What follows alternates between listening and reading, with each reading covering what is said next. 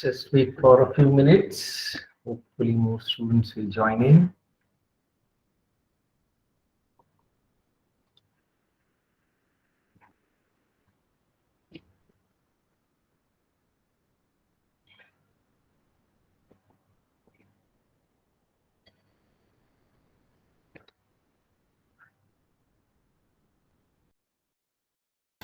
Give me a second.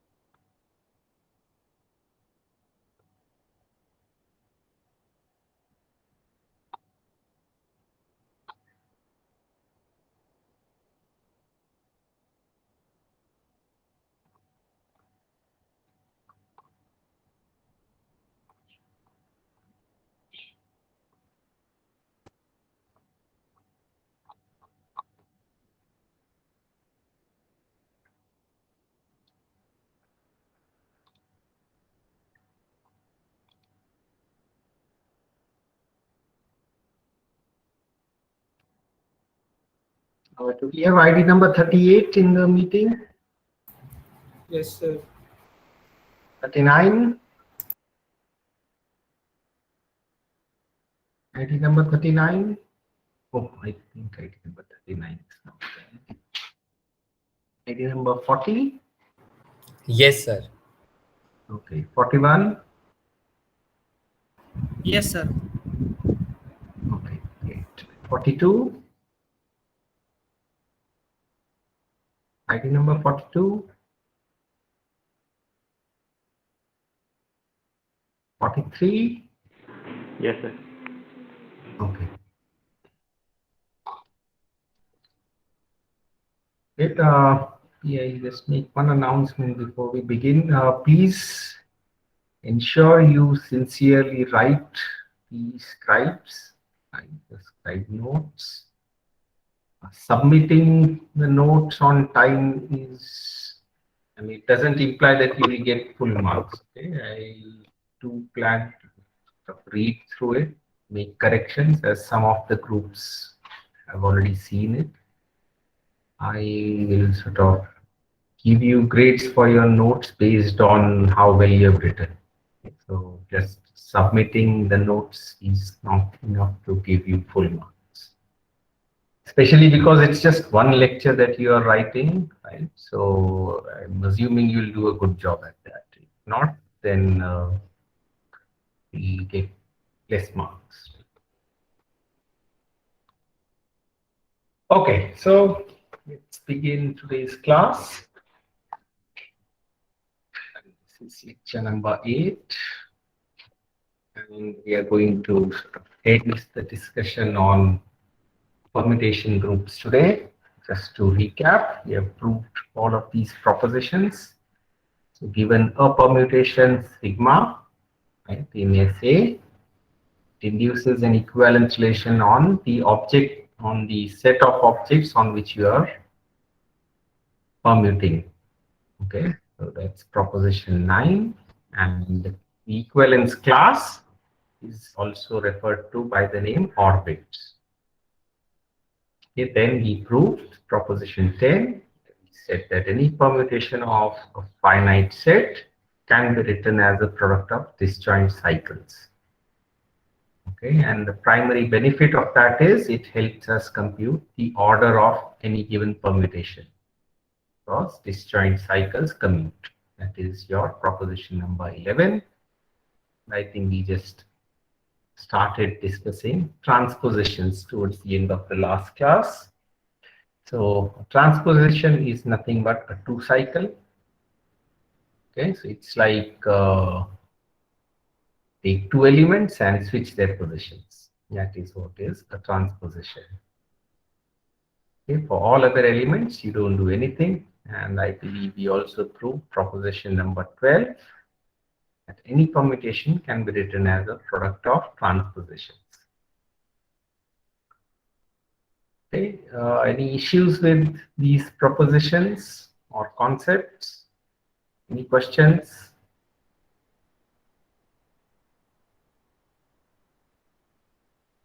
Okay. Sir, in case of a product of transpositions, we have to consider right to left, right? Yes, so transposition again is just a special cycle, and a cycle is nothing but a special permutation. And permutation, we have defined it basically as a bijective function. Okay, so finally, a transposition is also a bijective function. So you should think of product of transpositions in the same way that you think product of cycles.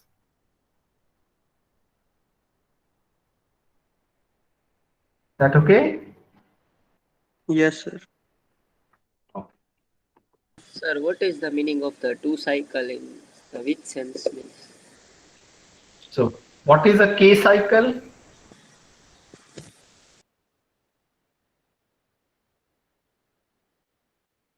Cycle contains Define K elements. cycle containing K elements. So the value of K is 2. Then what happens? You get a 2 cycle. Okay, sir, means two elements. Yes. So for example, S8, 1 and 3. This would be a 2 cycle. Or 4, 6. Sorry, 2, 6. This would be a 2 cycle. Any other cycle that contains 2 elements, it's a 2 cycle. Okay? Yes, sir. And the only thing you are doing here, for example, cycle 7, 8 is you're exchanging 7 and 8. 7 goes to 8, 8 goes to 7, everything else stays as it is. Okay?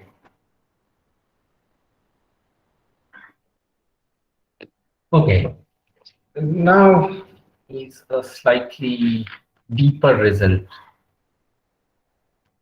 The proposition number 13 states that the identity permutation, right? So by identity permutation, it's basically the identity element of that group. And what is that permutation? It keeps each and every element of the set A fixed. Okay? It doesn't do anything. That is the identity permutation. What the statement says is this identity permutation is also a permutation, and from the previous previous propositions, we know that I can write any permutation as a product of transpositions, right? So I should be able to write the identity permutation also as a product of transpositions. What this proposition says is that, yes, you can write the identity permutation as a product of transpositions and in several ways. Okay, but the important thing is that the number of transpositions in that product will always be even. Okay, so this is important.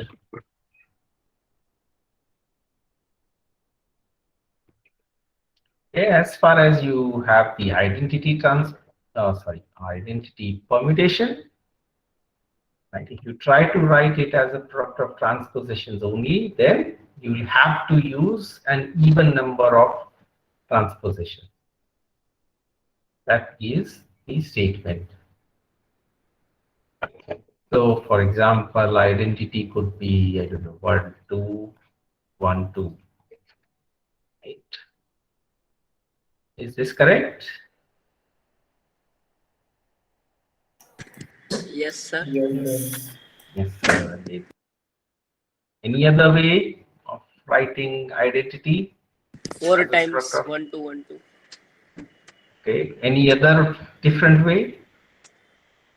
2 1 2 1. Okay. Okay. Try to get it. Maybe something like this.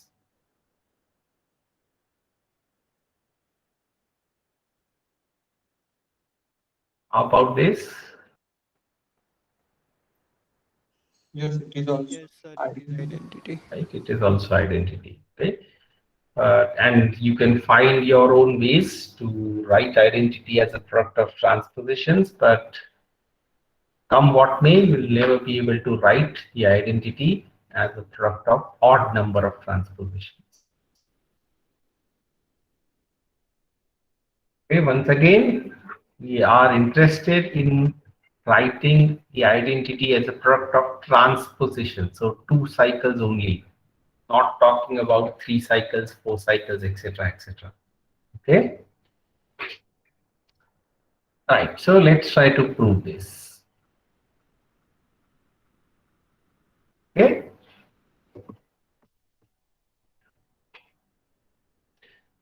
We prove this. We sort of try to follow induction. Okay.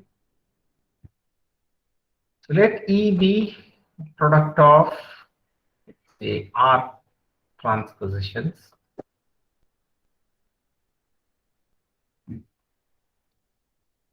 Okay. We need to show then that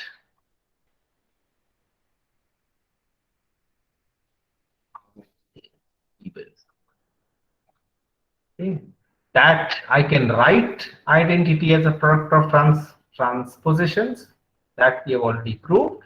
Now we have to show that this R, whatever that number is, it has to be even. So what would be the base case?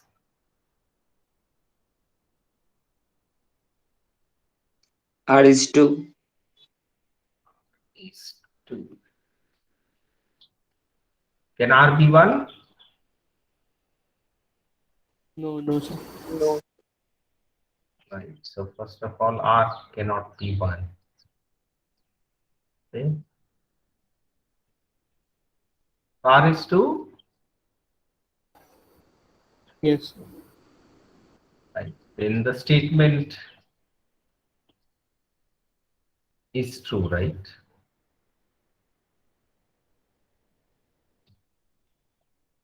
Consider that both uh, 2 cycles are equal. No, no. So I don't even need to consider that. If I can write E as a product of 2 transpositions, it satisfies the statement, right? 2 is even number, isn't it? Yes, sir. Right. So I don't really need to do anything there. But sir, any 2 transpositions are not allowed. Those Yeah, allowed yeah, which yeah. are equal means. Agreed. Agreed. So see, the statement is not saying that how to write E as a product of transposition. What transpositions to use is not being questioned here at all. We are questioning only the number of transpositions. Okay, sir. Okay. I hope everybody understands this. Yes, sir. Right. If R is 2, I'm not questioning whether E is equal to tau 1 or tau 2, because when I say R is 2, right, I'm saying that E is given as tau 1, tau 2. What that tau 1 and tau 2 is, I'm not worried about that. Okay, but of course you know what this means, isn't it? Right? Tau 2 is inverse of tau 1. Exactly. These two have to be inverses of each other. And what is an inverse of a transposition? Itself. Itself. Itself. Okay, so what that particular tau 1 is or tau 2 is, we are not worried about that. We are only worried about the number of transpositions. since in this case R is to fine, that is what we have to show, right? That it is even. 2 is an even number, so the statement is true. Clear? Yes, sir. Now let's look at the induction, right? We need to prove that. So assume, I hope all of you are familiar with induction from your discrete math course. Yes, sir. Assume that the statement is true for all, let's say, p less than this r.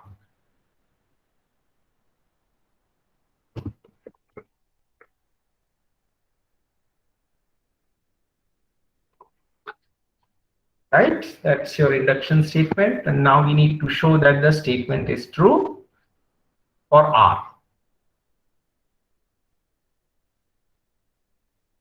Right? I hope I'm not doing something strange. Sorry, here P should be specified to be an even number, right? So that is what it means, isn't it? So it's like, see, I'm writing E as a product of R transpositions, isn't it? The R is some number. Now I want to show that this number of transpositions, which is R here, is even. Now I want to show this using induction.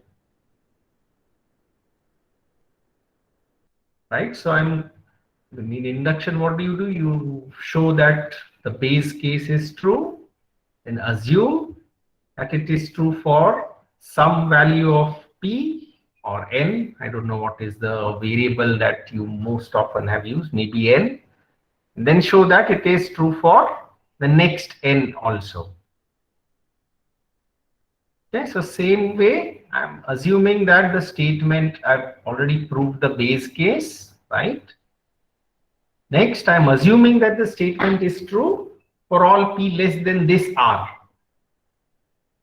And now I need to show that the statement is true for P equal to R. If you're not comfortable with P, maybe I can use N if that helps at all.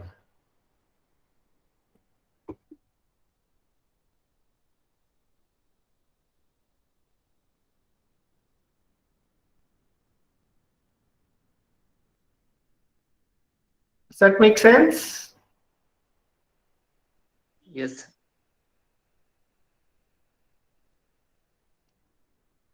Everybody, is that clear? Or do you want me to explain this? It's clear, sir. So, right, let's consider this product once more. Tau R minus 1, tau R.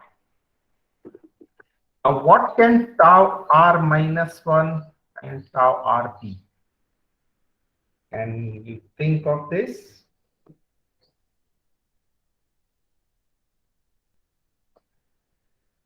Or maybe make it slightly easier to understand what I'm asking. Let tau R be this particular transposition, I1 and I2. Okay. Then what can tau R minus 1 tau R be?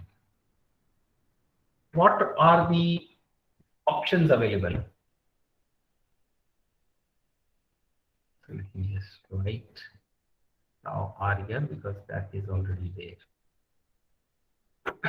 What can tau R minus 1 be?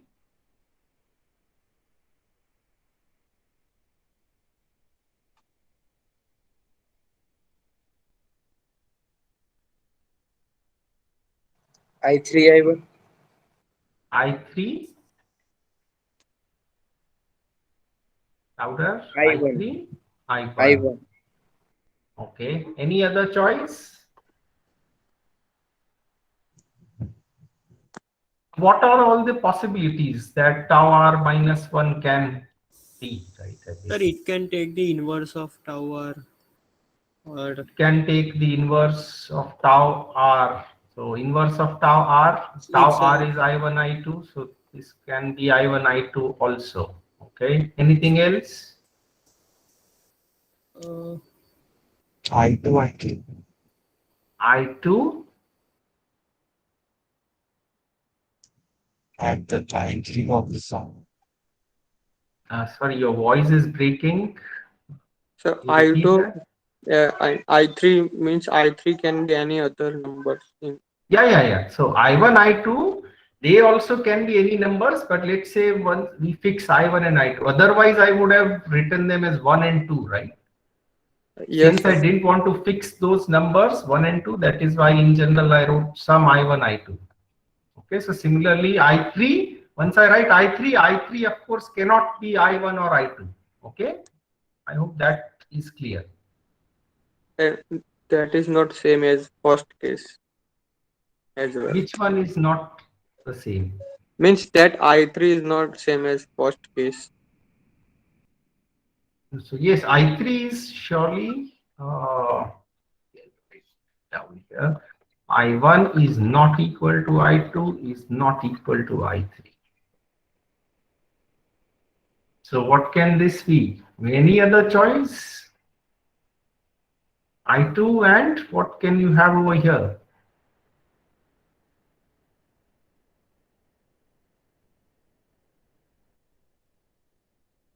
I1. I4. I1, would it be any different? No, sir. I4. No, sir. Right? I1, I2 is the same as I2, I1, isn't it? Yes, sir. So that way, this is the same thing. So let me erase this out. So I2, I4. I2, I4. Why I4 and not I3? Because, sir, I3 is, it seems confusing with first case when we wrote I3, I1 and I1, Do I2. you think these two cases are the same? Mm, yes, sir, same. Why are they the same? Because the I3, no, sir, they are not same. But it's Yeah, so if okay, as we far as they are not same, it's okay, right? So I'm not saying that these are the only three possibilities. Can we have more? but sir, if I3 is some which is not I1 and I2, and we fix I3, then third case will also be fixed. So that is So how will it be fixed? So you think case 1 and case 3 are the same? not same, sir.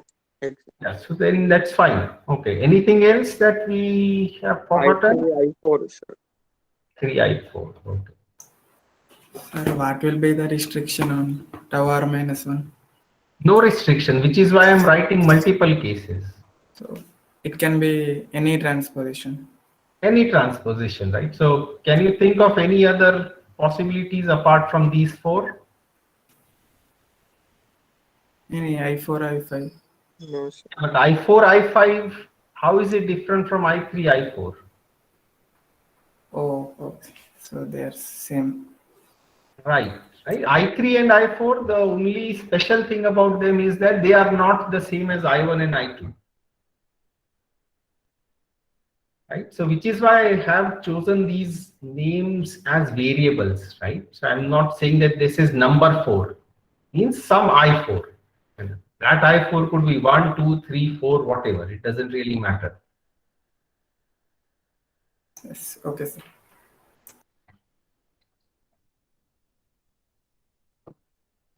Is this clear to everyone? Yes, sir.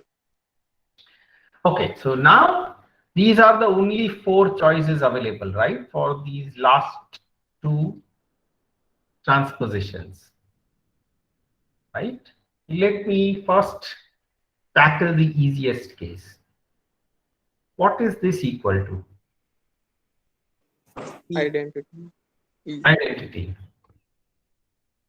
right? So maybe I call it Let's treat each of these 4 cases separately. Okay. And then let's first take the easiest case. Right? In that case, tau r minus 1, tau r is identity. So what is identity equal to now? Tau 1, tau 2, so on and so forth. Tau, what would be the last one? R minus 2. R minus 2. Right? And then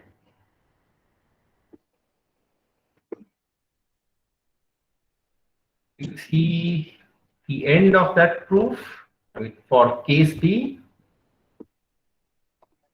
Yes, sir. Because Yes, for sir. all P less It than is R, R recurring. Great.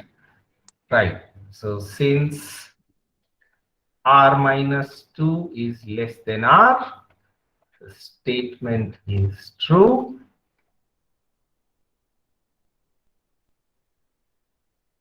By induction.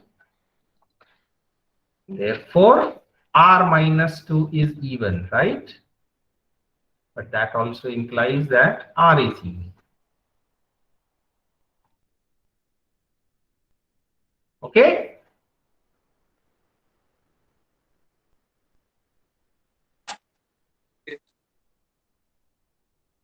So let's look at the other 3 cases then.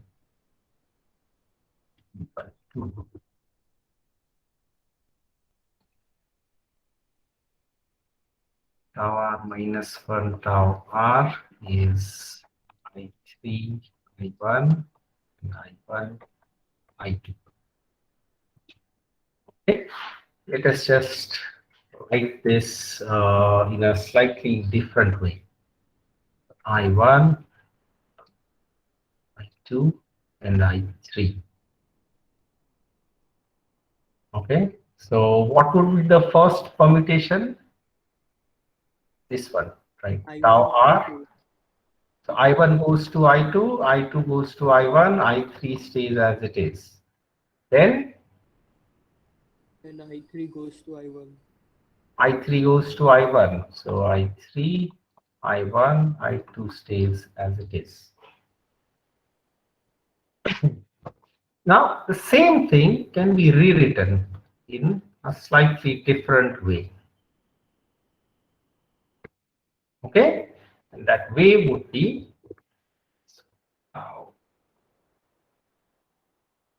so rather than doing this, so what should I have?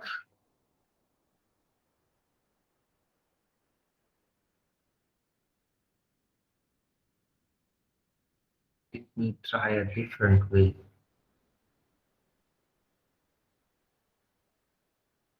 What happens if I first interchange I3, I2?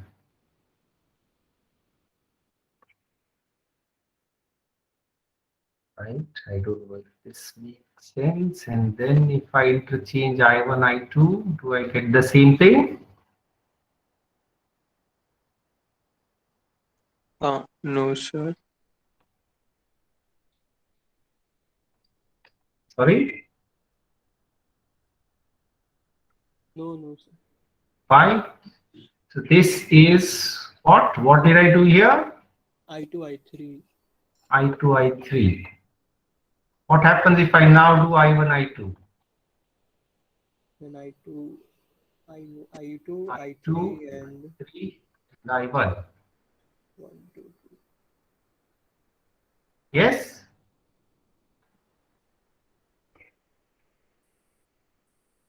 Right? I mean, I'm exchanging these two. Yes. And I3 stays as it is. So isn't this the same as this?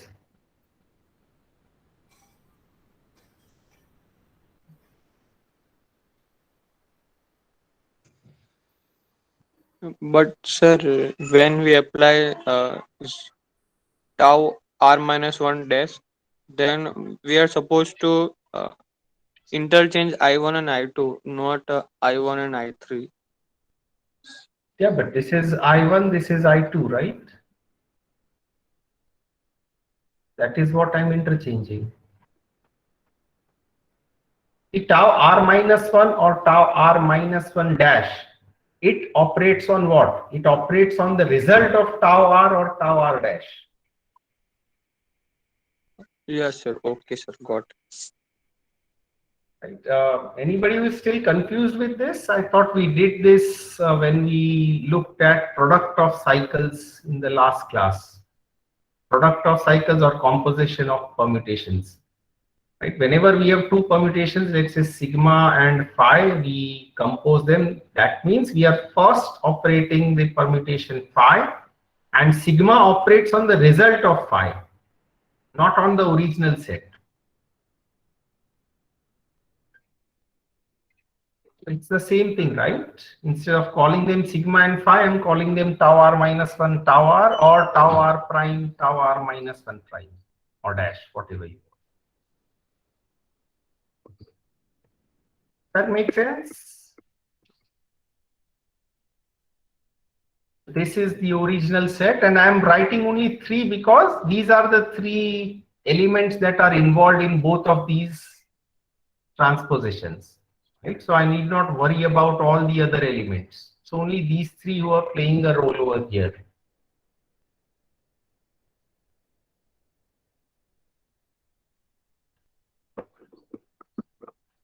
Please ask in case there is any confusion.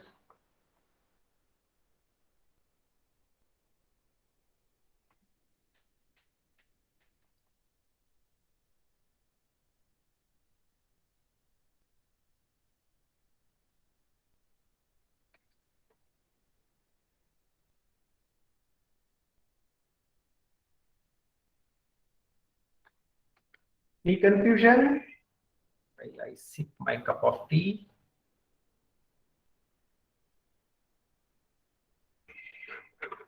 Oh, this should be tower, right?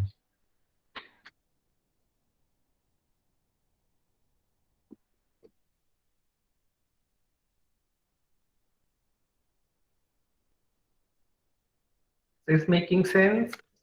Once again. Yes, sir. Okay. Again, got down to the situation where only maybe 5 students are participating.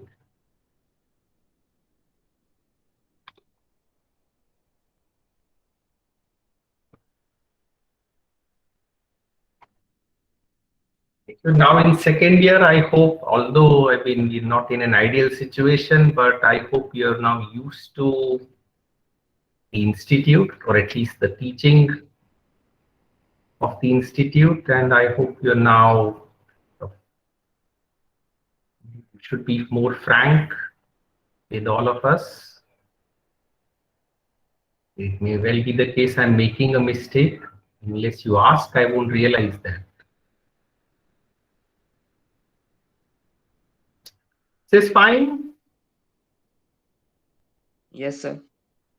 Okay. Let's go ahead then. So what do we have here? What have we obtained? Have we reduced the number of transpositions?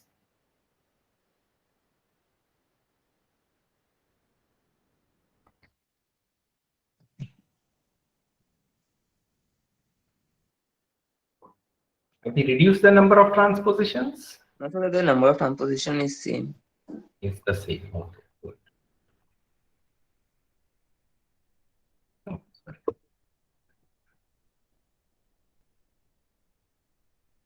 It's equal to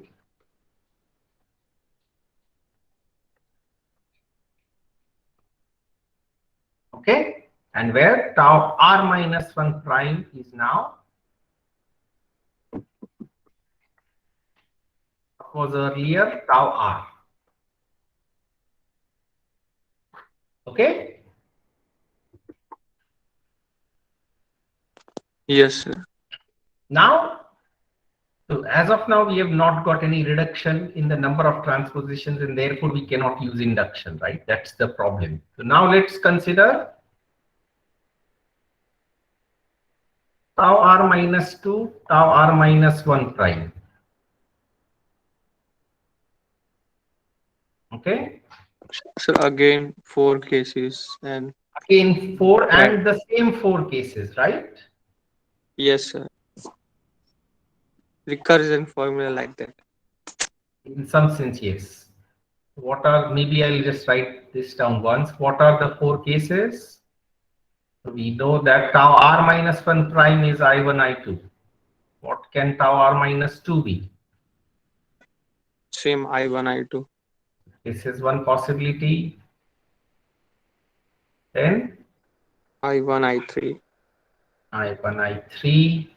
Then I2, I3, I2, I3. I3, Then I4.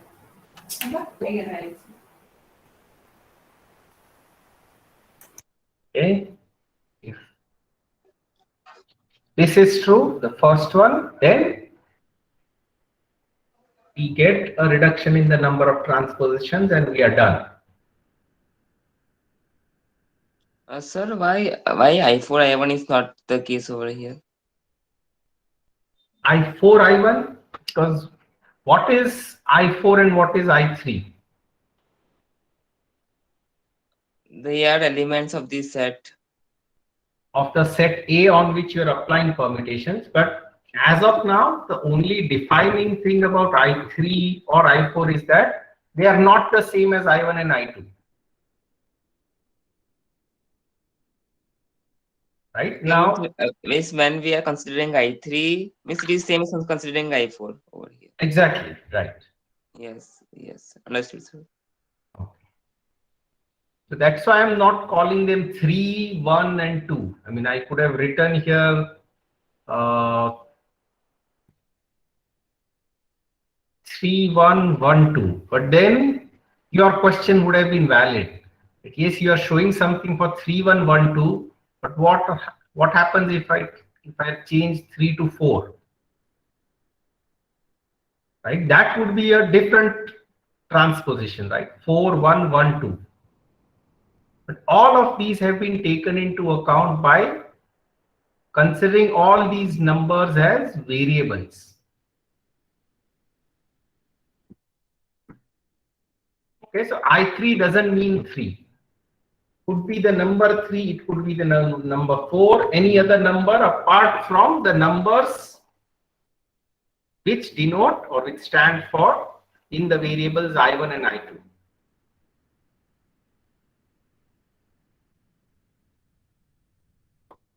All right? Yes, sir. Right. So if again in the next situation, if this is the case, then we are done, right? Because this would be equal to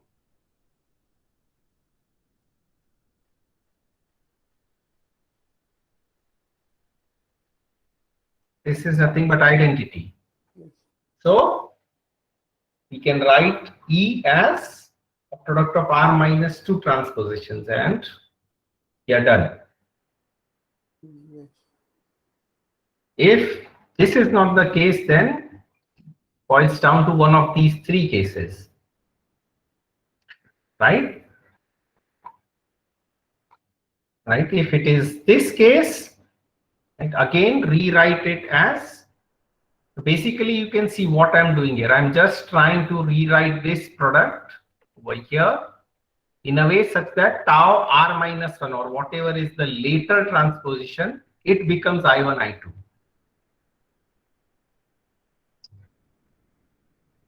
Okay, so this is equal to this, and then we can sort of carry out a recursion. So we have worked this out for, I mean, how to change the order for I1, I2, right? We have worked it out in this case. I will leave the other 2 cases to you guys. Case A we have worked out, work it out for case C and case D. Okay, work this thing out. I1, I2 times what transposition is equal to this. I1, I2 times what transposition is equal to this. Sir, in C case, I1, I2 times I1 I3 will be Once again, I1 I2 times I1 I3 will be equal to that okay, and I3 I4.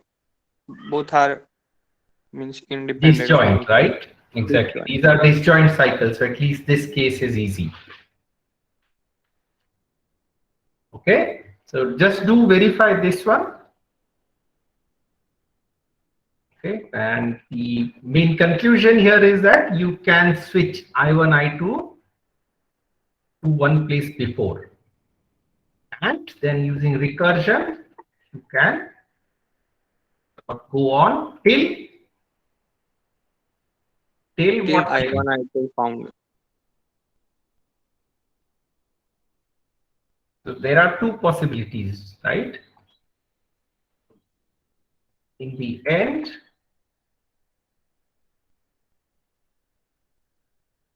case one. Case one is that at some point in time, you will have I1, I2 transposition composed with I1, I2. So this case, in which case identity is a product of R minus 2 transpositions and you are done. Okay? What is the other Yes, case? sir. In other case, I1 I2 are at the starting of Right. The and other case not is, found same I1 I2 in whole sequence. right. Tau 1 is I1, I2 and Sir, tau 1 dash should be okay. Right. Tau 1 dash. Okay, great. Tau 1 dash is I1, I2 and no other tau j is equal to I1, I2. Right?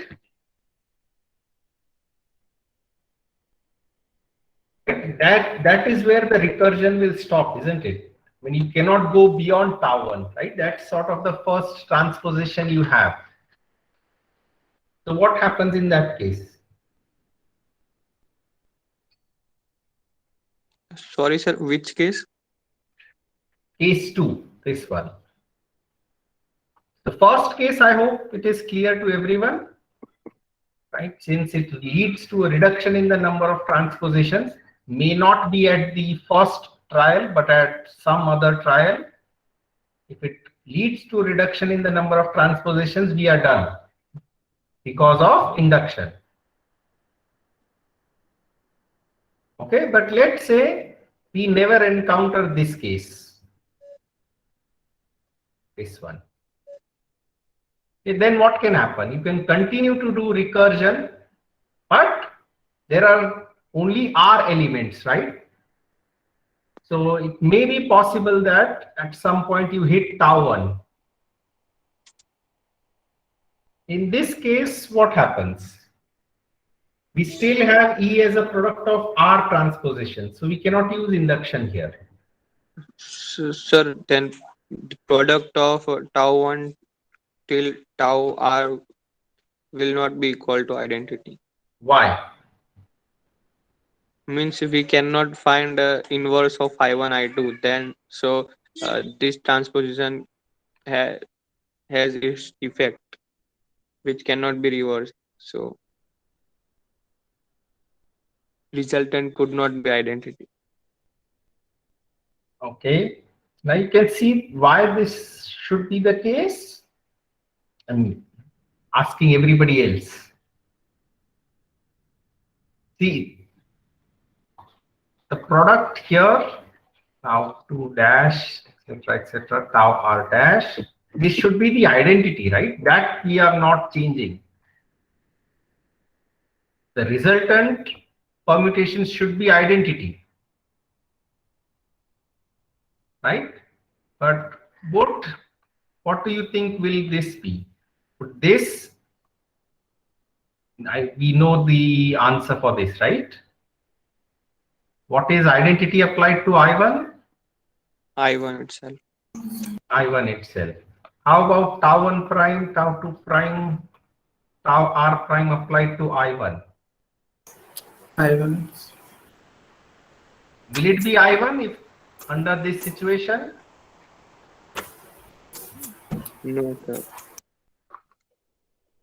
It would be I2, right?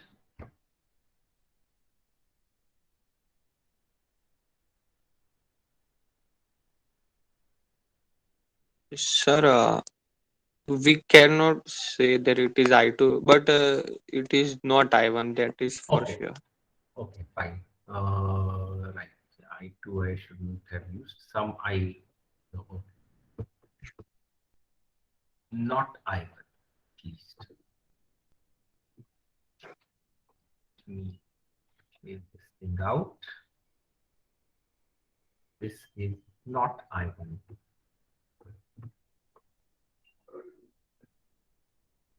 Fine. Yes, sir. Again, there's only few people speaking. I hope this is clear. Yes, sir. Yes, sir. Okay. So since this is not equal to this, so this cannot happen, right? Therefore, tau 1 prime cannot be equal to I1, I2. Okay, so we will not encounter case 2. That is all that this means. And therefore,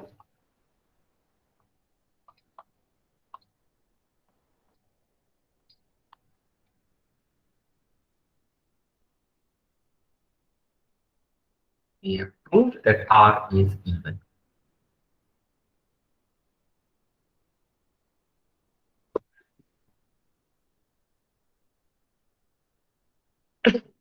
Okay. Yes, sir. Okay. So Sir, maybe, okay, go ahead. sir, when we are considering case 2, there you have written that ij no other ij not equal to I1 I2. So I think there should be Oh, ij equal to I1 equal I2. to, yes, yes. So what I essentially mean is there is no other transposition which is equal to I1, I2.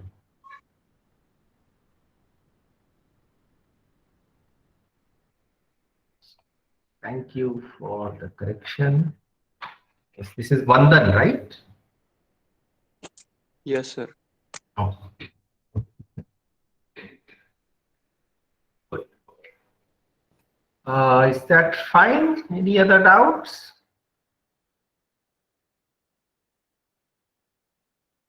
Sir, I don't get that how I1, that how composition will be equal to I1. How composition will? Of I1 will not equal to I1. See,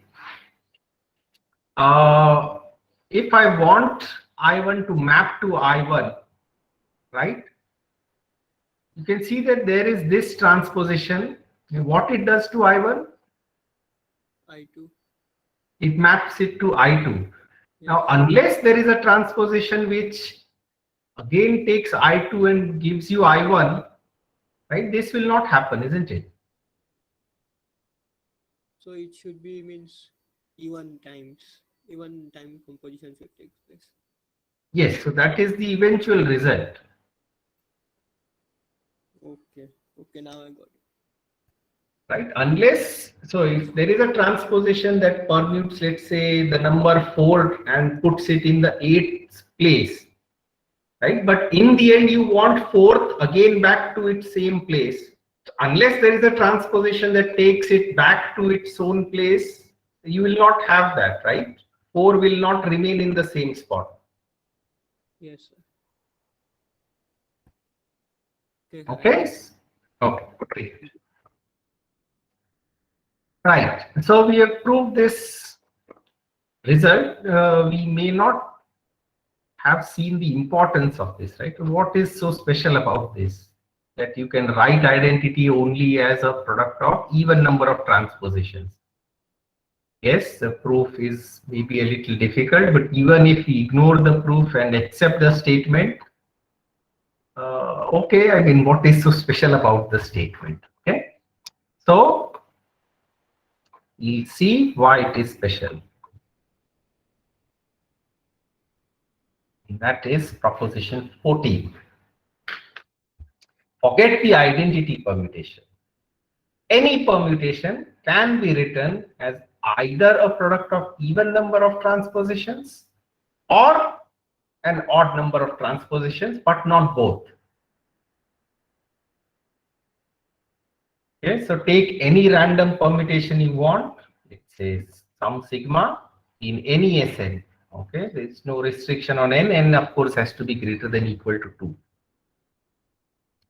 Okay, then let's say I can write sigma as a product of, I don't know, maybe 12 transpositions. Okay, then there is no way in which you can write sigma as a product of, let's say, 9 transpositions. This is not going to happen. That is what proposition 14 implies. And vice versa is also true. So if sigma can be written as a product of odd number of transpositions, right, then you will never be able to write it as a product of even number of transpositions.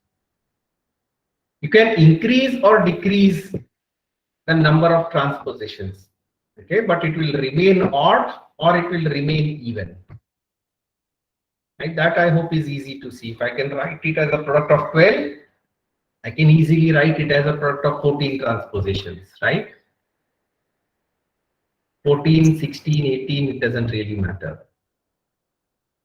Okay. Similarly, if I can write something, some permutation as a product of 9 transposition, I can also write it as a product of 11 transpositions or whatever, I mean 13, 17, any odd number you pick. Okay, but you will never be able to write it as a product of even number of transpositions. Clear? The statement understood?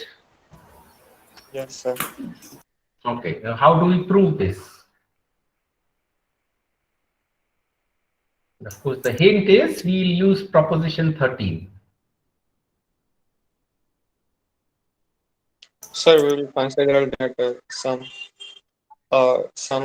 transfer are means some transformation can be written as combination of even transposition as well as combination of odd transposition. So you're going for proof by contradiction, right? Yes. Okay, so let us pick an arbitrary transformation in Sn, sorry, permutation in Sn, and it says sigma is tau 1 tau r, let's say, and I can also write sigma as a product of, let's say, phi 1, phi 2 to phi s, and let r be even and s be odd.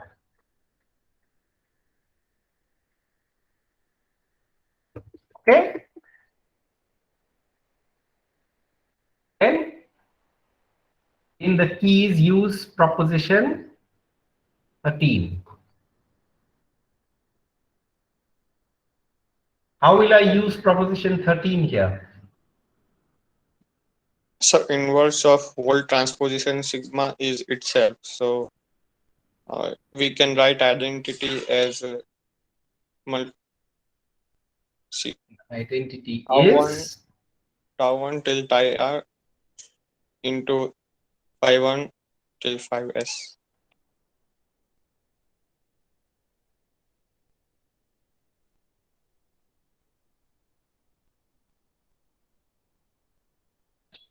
all of you agree with this?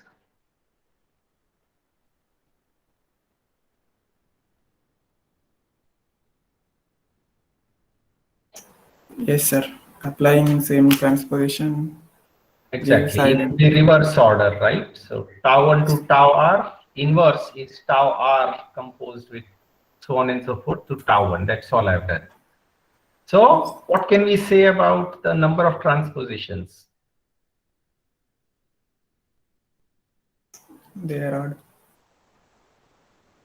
Right, so the number of transpositions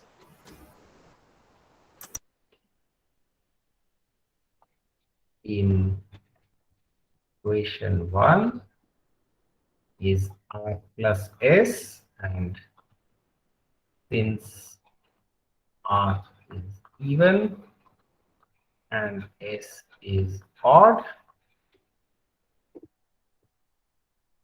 r plus s will be odd.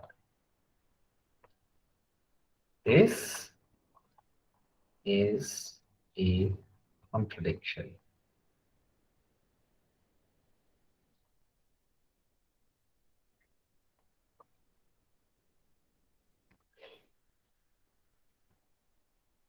Okay, so either r and s must be both odd or both even.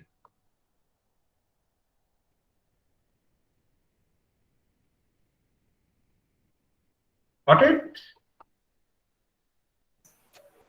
Yes, sir. Right. So in some sense, you can see if I consider all permutations in SN, right, you can divide them into two categories, right? You'll have permutations that can be represented as an even number of transpositions, and you'll have permutations that can be represented as an odd number of transpositions. So what is this? It's basically a partition, right?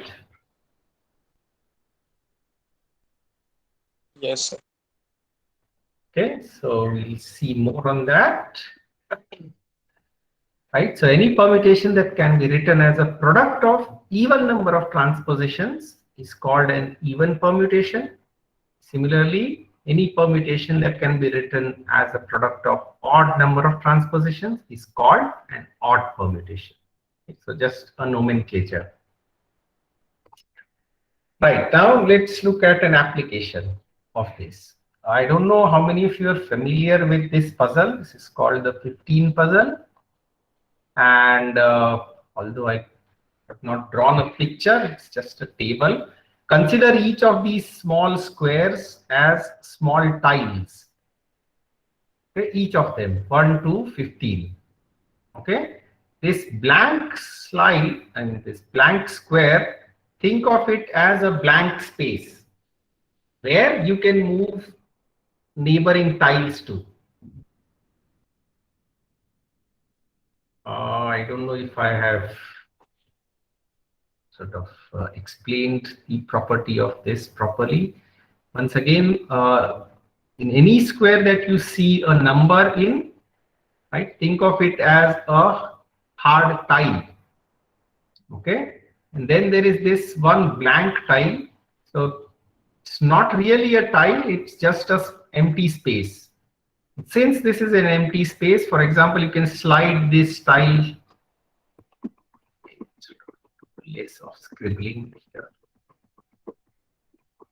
This is a blank space where you can move, let's say, this tile to or this tile to. Okay, and if you move, let's say, 14 to the blank tile, then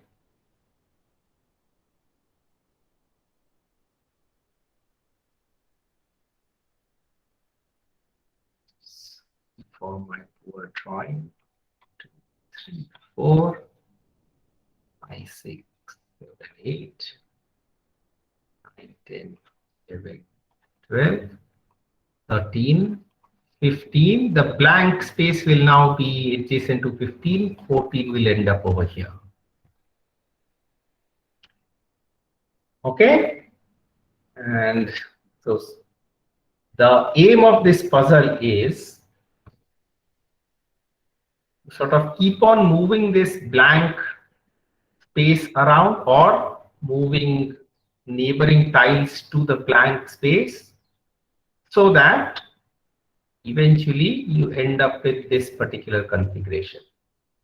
Right? So you can see as of now this is like an irritating mistake, looks like that. The 13 you should have 14, but in the puzzle, right, you have the number 15 here and the number 14 here. You want to correct it, of course, without breaking open the toy or the puzzle, just by shifting this blank space around. Right? So how would you do it? Right? That's the question.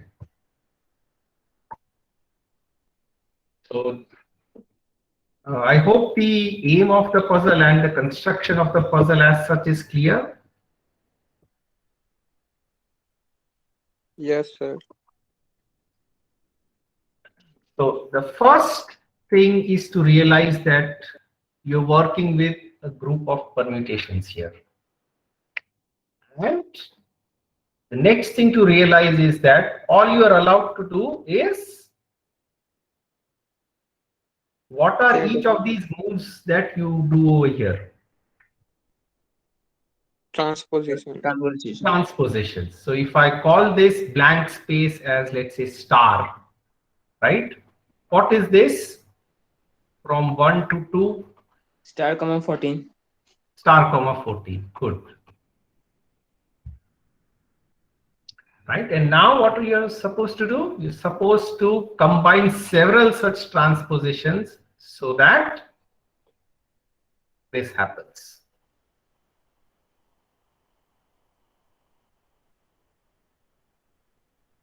Okay? Yes, sir, but it is not possible. Why is that so? Odd transposition and even transposition. That Yes, but where is odd and where is even? means if left hand side is odd, then right will be even, as there is only one transposition difference. Right. So if you look at, so in some sense, this is like the identity, right? The aim here.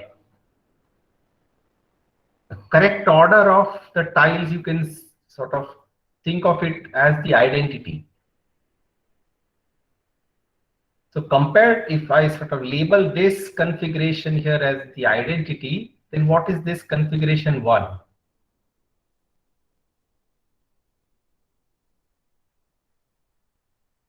How is this configuration related to the identity? 14, 15. 14, 15, right? So what is the aim? The aim is to write this particular transformation, or this particular, it doesn't matter, right? If you know how to go from this to this, you also know how to go back. And since from going from this to this is 14, 15, sorry, 14, 15. So the aim of this puzzle is to express this particular transposition as a product of R transpositions, right?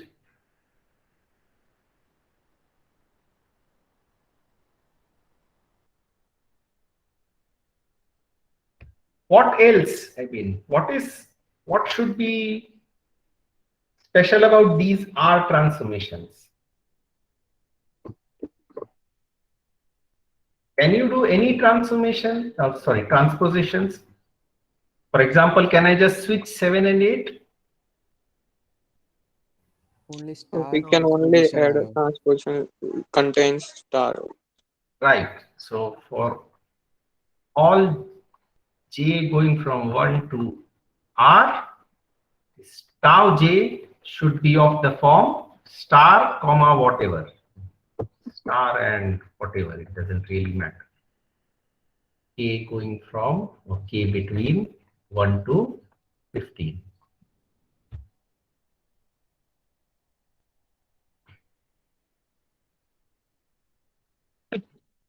right? And finally, what should happen to star? What does 14, 15 do to star? It should be back to original place. It should map to star itself, right? The same place. Yes. So, what can we say about this then? On the right hand side, R should be even. R should be even.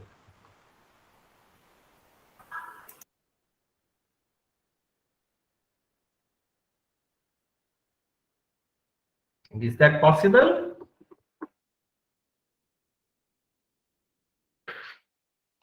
On the left, you have a what sort of a permutation? Is it an Odd. even permutation or an odd? It's an odd permutation. But on the right hand side, it's an even permutation. And from proposition 14, an odd permutation cannot be equal to an even permutation. Therefore, you cannot solve this puzzle.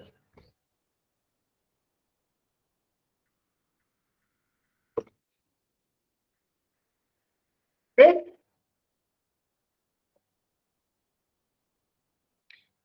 Right, so this is just sort of a deviation from our normal course. Think about this if it is not clear, but we need to move on. Right. So since this is a seemingly important distinction, right, whether a permutation is even or odd, so we have a new notation. A subscript n denotes the set of all even permutations in Sn. Then, of course, the next question is the set of all even permutations a subgroup of Sn? Okay, and what are we going to verify? Inverse and closure. Inverse and closure. Okay, so help me see if An is closed or not. Sir, it is closed. It is closed. Okay, that's a blanket statement. I expect a proof. If sigma and phi belong to An, then, or can you guys finish this proof as homework? I would be more than happy to leave it at this point. Like product of even permutations will be another even permutation. Another even permutations. Okay, so done. So take this as a homework. Inverse, again the same thing, right? Right. So if sigma is tau 1 to tau r, we have already seen what the inverse of sigma is. It's just tau r times tau 1, isn't it? Yes. Okay, so therefore, An is a subgroup of Sn.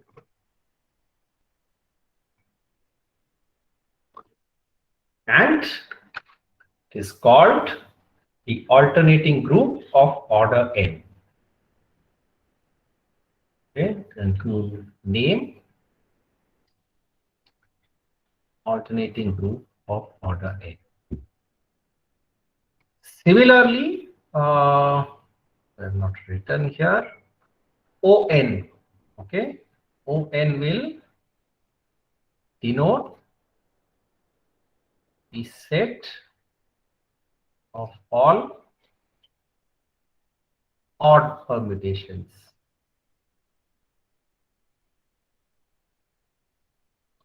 in Sn.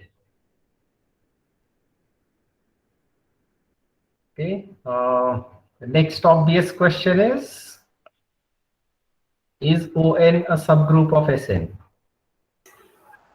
No, it is not. No, sir. Is not, right? Why not? Again, It that does is not not have identity. Right. closer. Good.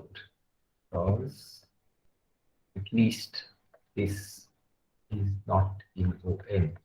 And of course, closure also is not satisfied. Okay, so when you compose odd with odd, you get an even permutation. Right. Great. So,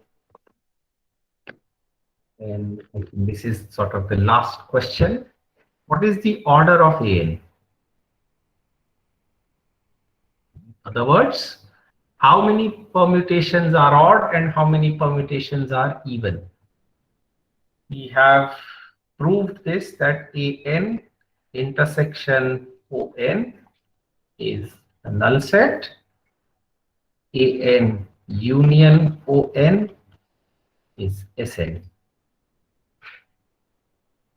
But we have not sort of discussed that how large is AN and how large is ON. Are they equal in size, or are there more even number of permutations, or are there more odd number of permutations?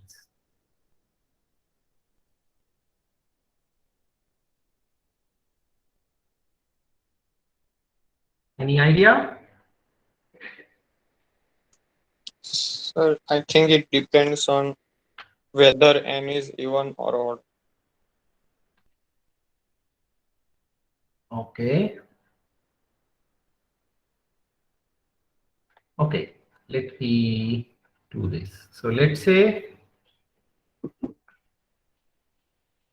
course, I am considering the case where n is at least 2 or greater than 2. Okay. Now, consider this map. F from, so okay, let me define F as a function that acts on a permutation, okay, for sigma in Sn. And I'm defining it in this way. Sigma composed with the 2 cycle 1, 2. Okay. I hope the definition of this map is clear. Yes, sir. Question is, if sigma is in AN, what can you say about F sigma? It will be in ON. Will be in ON, right? Yes. Oh, yes.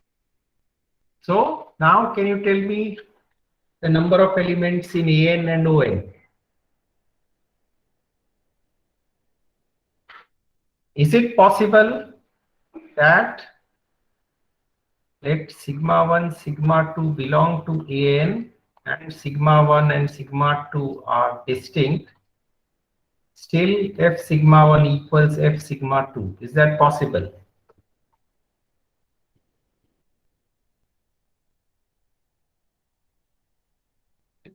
In other words, what am I checking here?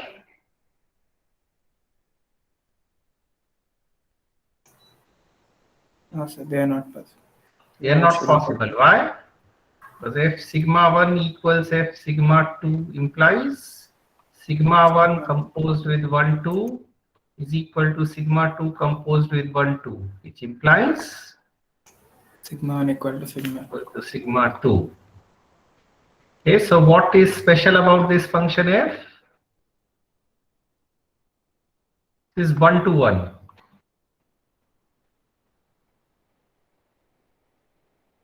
1 to 1, let me be specific, considered as a function from AN to ON.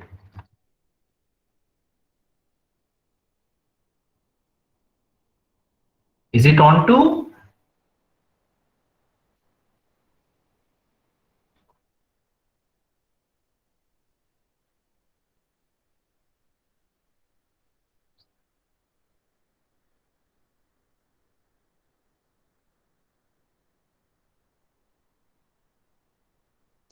Yes, sir. How will you show that?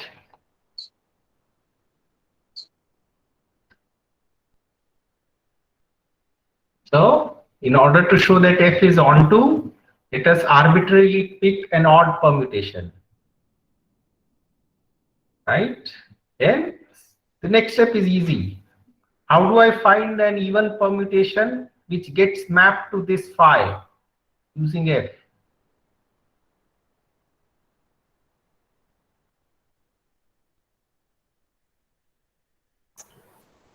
Multiply with another transposition. Is this equal to? Phi itself. Phi. And what is known about phi composed with 1, 2? It is in ON. It's not in ON, it is in Yes, AN. Yeah. Therefore, F is on 2 as well. So what have we shown?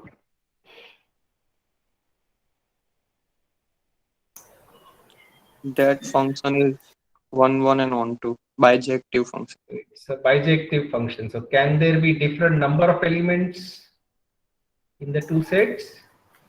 No. No, sir.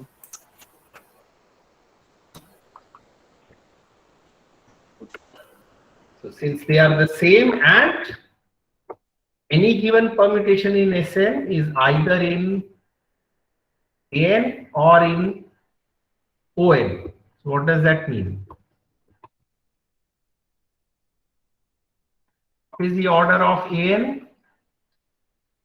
Order of Sn divided by 2. What is the order of Sn? N factorial. N factorial. This is also the number of elements in the set On. Remember, On is not a group, so I should not use the symbol O of On.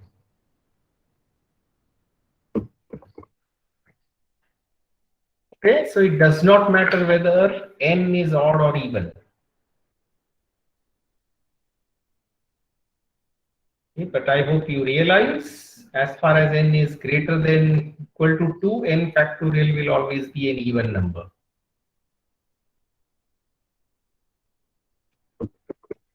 Okay? Yes. So with that, we finish the first chapter of the book. And although I wanted to start this chapter today, but we don't have any time left, so we start this on the next class, Tuesday. Okay, so thank you. Once again, I can sort of have a feeling that some of you have not followed today's class. If that is the case, please let me know. There's no other way in which I can help you, right? So please let me know. Yes. Sir, in Sn we have odd transposition and even transposition, but it does not imply that all transposition can be written as one transposition or two transpositions. No, once again, what do you mean by one transposition or two transpositions? Means we have odd transpositions and odd No, transpositions. no, just a minute. Odd permutations. What Yes, do you sir, mean by odd? There is nothing like odd transposition, right? One transposition means it's an odd permutation. So, sir, we have odd permutations, and odd permutations can be written as a lower odd number of permutations. Odd permutations can be written as? Means the number of transposition in that odd permutations can be written as smaller odd numbers, but there is some lower bound in that. Yes, Means so there we is at cannot. least. Yes. Yes, so there is at least one tutorial question that you will get for day after, for tomorrow. Okay, on that. What is the number of transpositions you can use in order to write a odd or an even transposition? Sorry, permutation. Are you asking what is the minimum number of transpositions you need No, or sir. what? What No. is the lower bound for that means? No, but that depends on the transposition. I can give you an upper bound, and that is what you're supposed to solve tomorrow. Please, there's one question on this that you have to show. I think that any permutation can be written using at most, I think, n-1 transpositions. Any permutation in Sn can be written as a product of at most n-1 transpositions. But I cannot give a global lower bound, right? Because, for example, Yes, sir. But this upper bound is given consider that there is no two elements in same sequence means. yes, of course. Why would, I mean, if you want to reduce the number of transpositions, then so Yes, that is so that was I was asking that if we reduce number of transpositions, then what in means we cannot reduce all of them. Means if we have right, odd permutation, then we cannot reduce it to one, but it should right. be some greater And odd the number. same is true for even, right? I mean, given a particular even permutation, you may need 4 transpositions. You cannot do less than 4 with less than 4 transpositions. So it depends on what is the permutation given. Okay, sir. Okay. Thank you. Right. Okay. Thank you and see you on Tuesday.